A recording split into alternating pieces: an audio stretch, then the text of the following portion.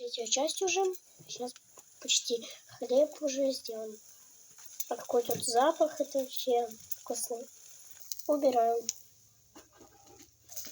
Теперь это надо как-то компактно сделать и нарезать овощи. Теперь надо сначала помыть уже посуду, а потом уже нарежу овощи. Так, все, я уже помыла посуду, теперь надо нарезать овощи.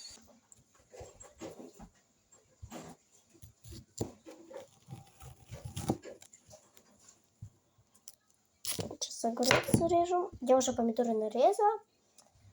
Сейчас буду огурцы как на ломтики резать.